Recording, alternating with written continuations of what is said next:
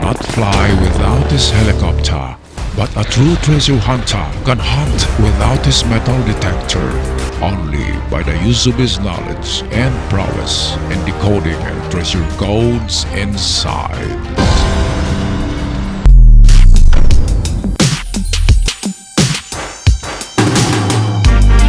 Hello, welcome back to our channel, The Surigao Sun, para sa ilang minutong pagtalakay at pag-analyze sa inyong mga treasure markers na pinadala sa akin.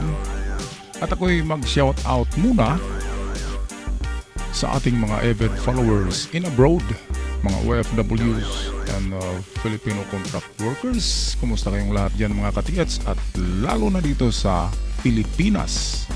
Shout out portion tayo. Alright, shout out portion tayo mga katiyats. Ayan.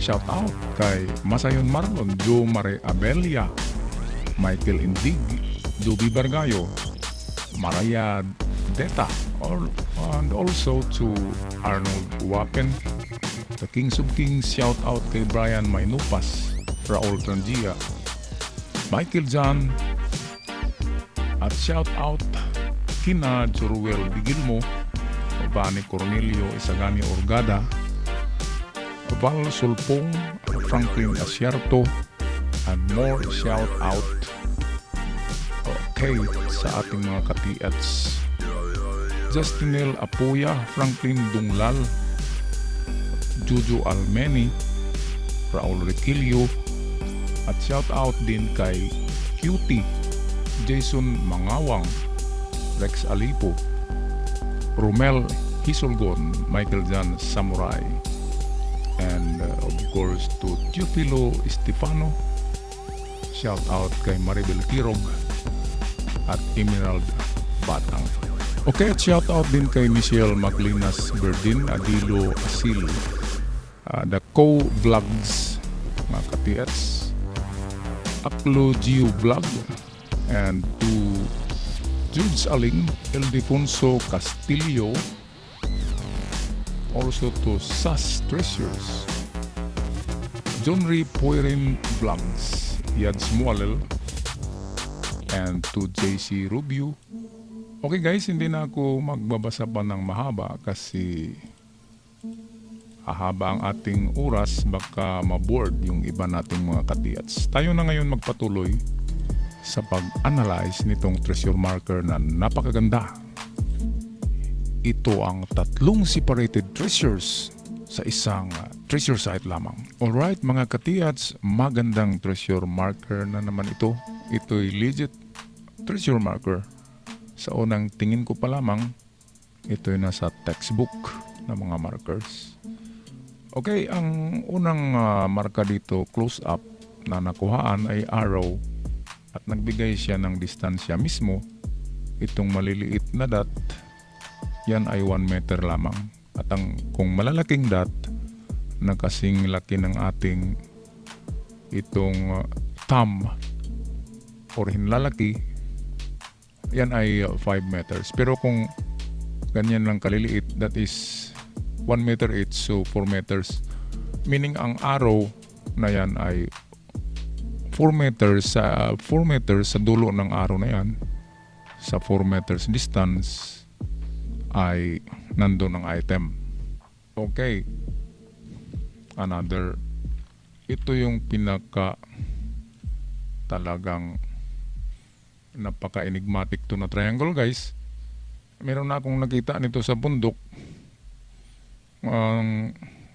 Ito'y recovered, yun ay recovered treasure na kung saan ay may triangle siya, merong dot, nagtuturo siya sa malayo, pero yun pala ay doon mismo sa likod ng bato kung saan nakamarka. Kaya, pero hindi palaging ganun nasa likod. Ito iba namang kahulugan nito. Meron siyang tatlong dot. Ang tatlong dot na yan ay mga item. Meaning to say, pag item, yan ang treasure box. Or yan ay boxes of gold. So merong tatlong box of gold na separated, na ang layo nila ay 4 meters galing sa marker. Saan bang marker na yan? Ito ang marker. Ang triangle na ito ay yan ay mayroon niyang bato. Sa bawat kanto niyan ay mayroon niyang bato. So 3 bato ang nandyan. Okay. Kulayan natin ng iba ang bato.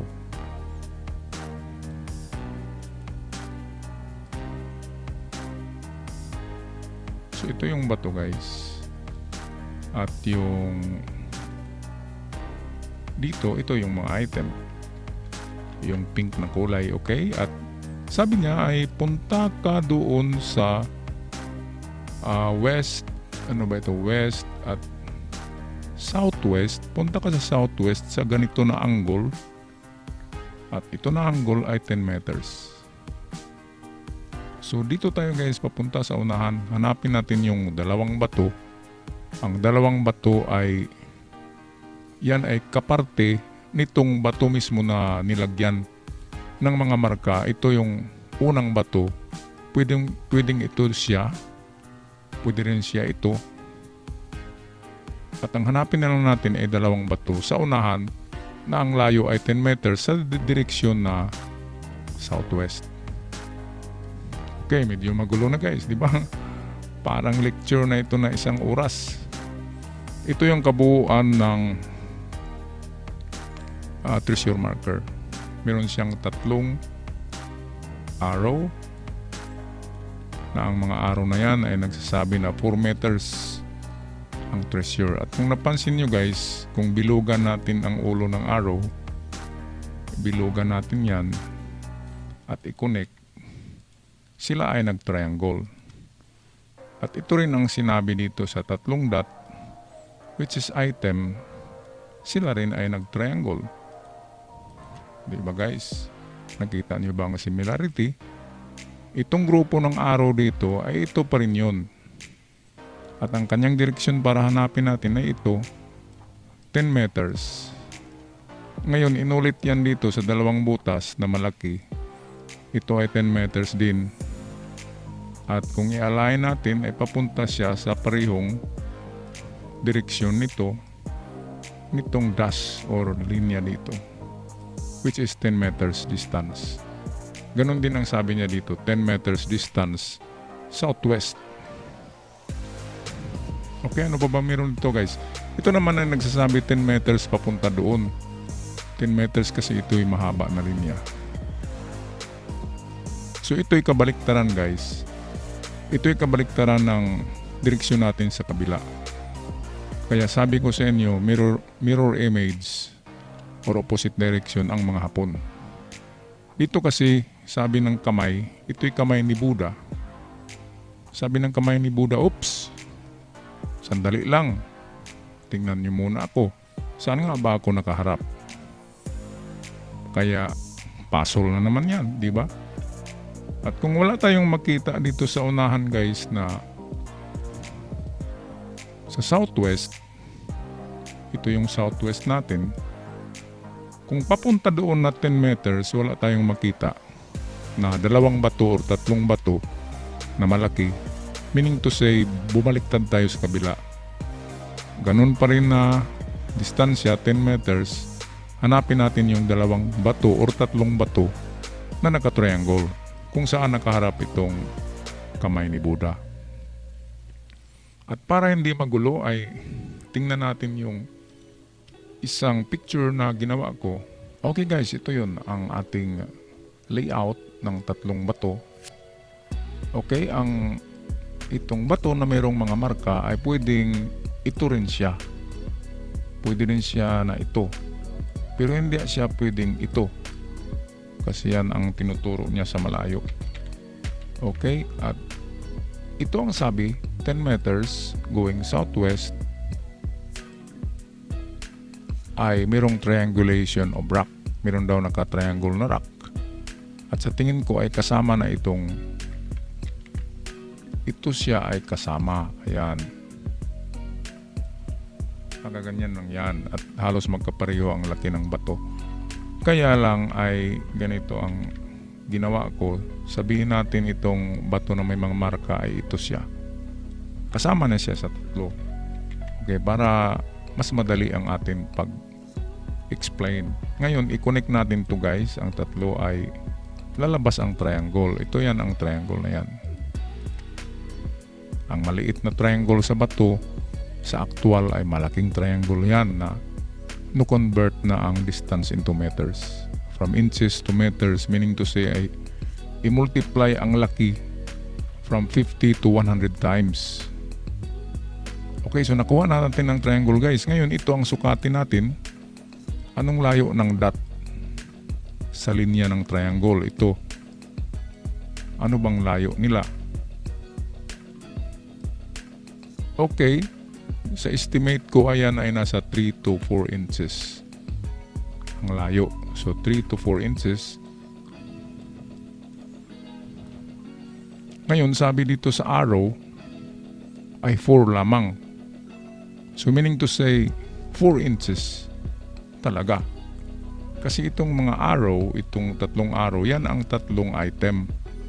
Ang tatlong item ay okay, kulayan na. Ito yung tatlong item guys.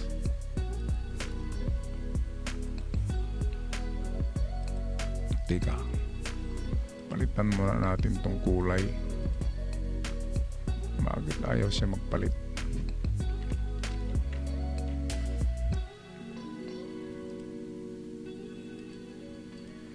Ayaw niya. Okay. Ito yung item guys, yung kulay pink. Okay, at gumawa sila ulit ng isang layout na may mga arrow na. At yung mga arrow, yan pa rin ang mga item. At sabi dito nga, itong isa may nilagay talaga dyan na 4 meters. Dito naman mayroong 4 na dot. Ang 4 na dot na maliliit ay 4 meters. So meaning to say, kagaya dito guys, ito na side, yan. Ito yan na side. So, kunin natin ang gitna. And then, pupunta tayo doon, 4 meters. Arrow, ganyan. Kaya ito yan guys, ito na arrow yan. 4 meters arrow. Okay, 4 meters siya. At dito tayo maghukay. Test dig. So, itong item na ito, ay ito yan siya. Ito. Ngayon, itong item dito guys, ito. Dito yan. At 4 meters din yan. Ang distansya galing sa gitna. Kunin natin itong gitna. Ang gitna nitong dalawang bato. At 4 meters punta tayo dito. At dito tayo maghukay. At ito yung sinasabi dito. Ito. Okay guys, so ito naman dito, ito, yan na item, ay ito yan dito. 4 meters pa rin, papunta tayo sa south. At dito tayo maghukay. So nakita nyo ba guys ang difference, ang pagkakaiba? Okay, ito yung tinuturo niya. So dito tayo na area. 10 meters galing sa bato na ito guys. So, galing sa bato na may mga marka, punta tayo sa 10 meters southwest. Pag may makita tayo na ganitong senaryo na bato, madali na lang ang paghanap, di ba? Ngunit, sa mirror image naman tayo. Kung wala dito guys na side, sa southwest, nang pumunta tayo ng southwest, ay wala tayong nakitang kahit isang bato. Well, lilingon tayo sa southeast na naman. Kasi yan ang sabi ng kamay ni Buddha. Yung kamay ni Buddha nagsabi na, oops, wait a minute. Tingnan niyo muna ako, saan nga ba ako nakaharap? Ito yung kamay ni Buddha. Ito yan guys, yung kamay ni Buddha. At nakaharap siya mismo dyan. At yan ay southeast. At yan din ang tinuro nitong guhit na mahaba. Which means 10 meters yan, papunta siya dito. Nakita niyo ba guys, ang angle ng pagkapariho nila sa guhit dito ay pariho ang angle nila. Kaya pwedeng yung ating solusyon dito kanina na naka-triangle na bato ay pwedeng nandito yan sa kabila. Ginugulo lang tayo nitong direksyon ng triangle. Ganyan kasi gumagawa ng marker ang Hapon. ginugulo nila tayo ang isipan ng treasure hunters. Okay, so ang gawin dito sa kabila ay ganun pa rin. Sa 10 meters guys ay hanapin nyo yung dalawang bato. Example, ito yung 10 meters. May makita kayo dyan na isang bato dito rin. At pwedeng itong bato na may mga marka, pwede siya ang pangatlo. Kaya naka-triangle yan. Okay, at sa kalagitnaan yan, ay dyan natin hanapin ang item pero merong distansya na 4 meters. Ayan. So punta tayo doon, 4 meters. Dito rin ay 4 meters. Yan ang itong sinasabi dito guys. 4 meters yan, ang bilog ay item. At ang nagbigay ng distansya dyan ay ito. Yung 4 na dot, dito ay sinulat din niya na 4 meters. So itong 3 arrow, yan ay 3 item. Okay, so pwedeng dito din sa itong banda rito. So kung anong ginawa natin kanina guys dito sa ito. Kung anong ginawa natin dito kanina, ay yan din ang gagawin natin dito sa kabila. Dito. Sa southeast naman. Kasi sabi ng kamay ni Buddha ay southeast daw. Alright, at sana ay klaro ang ating pag-explain paano hinanap yung item sa triangulation of itong naka-triangle guys. Ito. Triangulation of rock with a distance of 10 meters. Okay, kaya itong arrow dito, i-connect natin ang mga ulo niyan. Naka-triangle yan guys, so kung nakita nyo. Naka-triangle siya. At yan ang ibig sabihin nitong triangle na maliit dito. Na nagtatago ng 3 item, 3 treasure box.